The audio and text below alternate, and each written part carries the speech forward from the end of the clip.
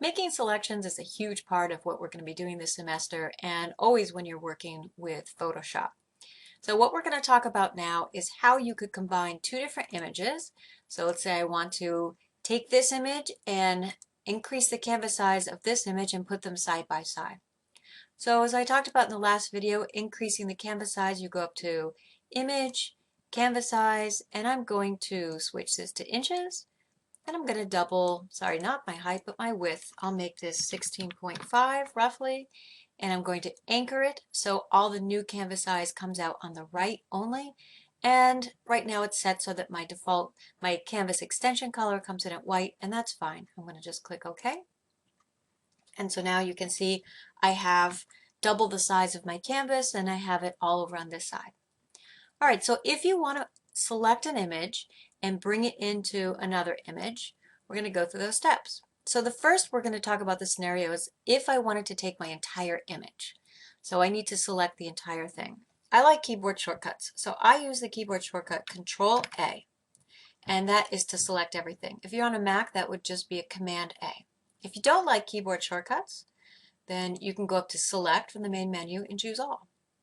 So the next step is to copy it, Control C, Command C if you're on a Mac, or go up to Edit, Copy. All right, so now it's been copied to my clipboard. I'm going to go back over to this image and paste it in with Control V, Command V if you're on a Mac, or if you don't like the keyboard shortcuts, Edit, Paste.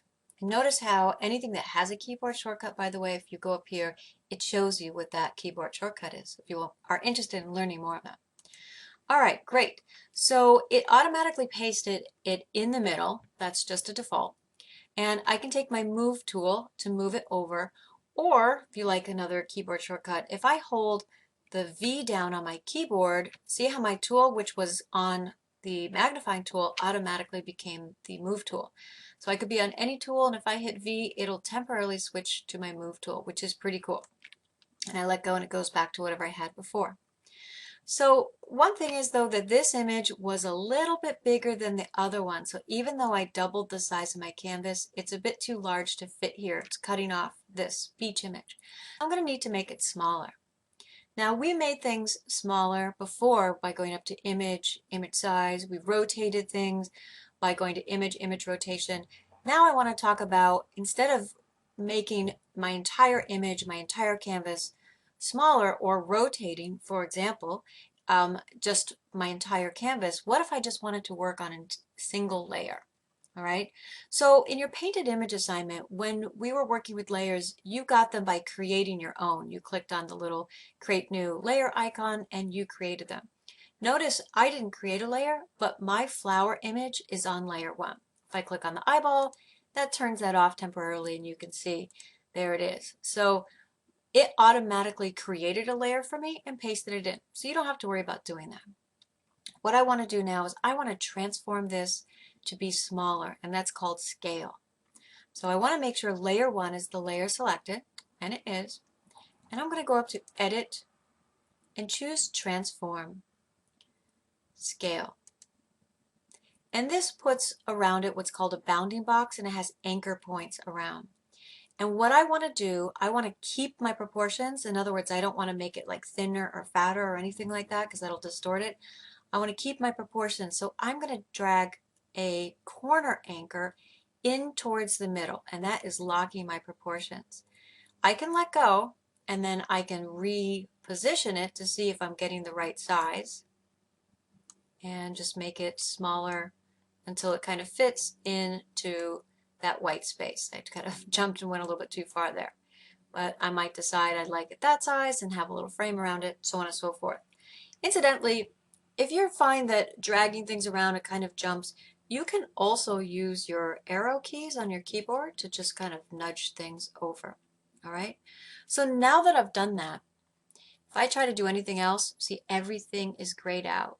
I have to commit to this transformation before I can move on. So just like the crop tool, I go up here to my options bar and I hit the commit option. And now I have that image in here as well. Okay, I'm going to undo that. I'll just go back in my history panel. And what if I just wanted to take a part of this image? I'll take a different image just to mix it up a little. So underneath our move tool, we have the selection tools. And this first group is pretty basic. It's a rectangle, an elliptical, single row, single column. You almost never take that. I'm going to take my rectangle tool.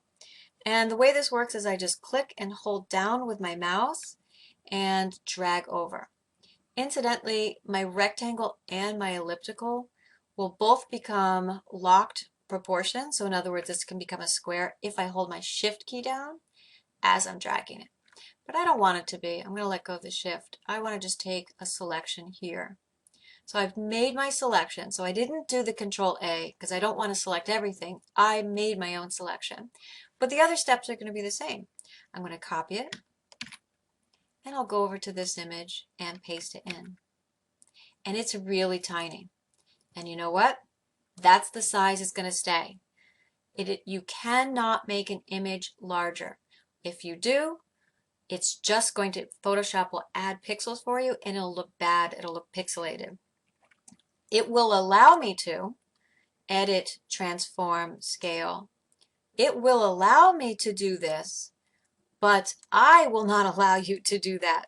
It looks bad if you do that. Photoshop it may look okay here on my screen, but if you're actually looking at it 100% or you try to print it out, because remember, I'm only looking at this 16%. If you try to print this out, because I just added a whole bunch of pixels to it, it's actually going to be really blurry. So the only amount I'm okay with you increasing the size of an image is just about 10%. So I could go to Edit, Transform, Scale, which by the way is keyboard shortcut Control T, and I'll let you make it a little bit larger, like this much larger, and then go and commit to it. But don't try to take a small image and make it significantly larger. That's just going to end up looking bad, especially if the image that it's next to is has high resolution. It's going to look bad. It's going to be pixelated in comparison. Okay, and then I can take my move tool and I could move it around, and I'll just do it again with the cactus image over here. Just for the sake of example, I'll take another tool. I am just going to make a selection, a perfect circle, holding my shift key down and dragging this out, and it becomes a circle, and then Control C to copy it, go back over here, and Control V to paste it in. And here is my lovely circle from over here. Okay, so that's all I want to cover in this video, and we'll talk about some other selection techniques and stuff in the next video.